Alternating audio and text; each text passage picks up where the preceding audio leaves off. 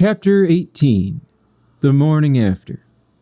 The cemetery fades into the darkness, and Scrooge is once again in his bedroom, still offering terms of reconciliation to his bedpost.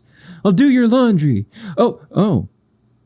Scrooge blinks in the bright morning light filtering through his windows, and begins to feel a surge of elation. Could his nightmare among the spirits truly be at an end? He inspects his number of fingers to make sure he's not just blazed in a dumpster somewhere, and it seems to check out. Scrooge hears a knock at his door and scurries over to undo all the deadbolts and let them in, because metaphors. Why, it's Miss Frizzle, that delightful woman under his employ. She's come with Scrooge's morning bowl of bland English slurry, and he's never seen a grander sight in all of his life. "And how's my favorite housekeeper and jazz bassist?" he cries, making the white as a sheet frizzle go even whiter. "Awfully nice day to be alive, isn't it?" Scrooge rushes to the window with his body, continues to acclimate to unbridled joy. "Look, my nights and my weekends are my business, Mr. S," says the furious Frizzle. But Scrooge's mind is racing. "I don't give a toss about your swinger friends, Miss Frizzle. I'm clearly going through something here."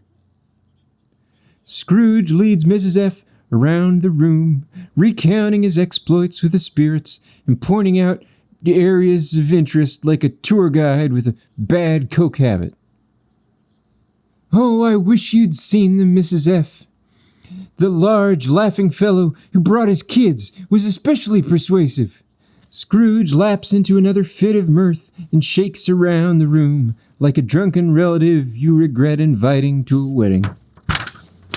The Frizzle flips her shit at this while Scrooge does his morning affirmations to try and calm down. "You're important. I think you're neat. You are an excellent hot man." Scrooge then lunges at Frizzle, severely overestimating her acceptance of his new attitude and reception to physical contact before a flight of whimsy sends him careening out of the room. When she catches up, he's already back to babbling and pointing incoherently. "And that's the window right there where Jacob Marley showed off that poor person. And this is the chair he sat in when he shouted at me. Oh, Miss Frizzle, as God is my witness, things are going to start changing around here now." Miss Frizzle, who may not even be playing with a full deck herself, certainly knows full-on bonkers when she sees it, and averts her eyes as she runs out of the room with the manic Ebenezer chasing her behind. Scrooge chases her down the stairs like a bad guy in a Lifetime movie, lovingly drawing her into a screaming embrace. "Oh, just calm down," he soothes, like a person who has never soothed anybody. "Mr. Scrooge," cries Frizzle, "I'm afraid your syphilis has finally caught up to you." Scrooge laughs. "Brain-eating bacteria or not, ma'am, you're getting a raise," plopping a coin into her hand. "Keep talking," she says. "What more do you want?" "The company car," she angles flatly. Master Scrooge, man in reform though he is, finds this hilarious. He hasn't totally abandoned his decades-honed boardroom strong-arm prowess. No, he laughs. "You're getting a raise. Let's say 10 shillings a week on a trial basis, huh? Now shut your sweet little impossible face and go out and get yourself something sexy."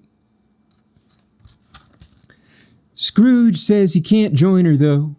He's got a lot of hurt feelings and burned bridges he needs to go fix with money. The Frizz just stands there for a moment, unable to process what's happened. This is not how she thought her morning would go, but she is a superstitious lady and darts out of the house lest this waking dream should crumble around her.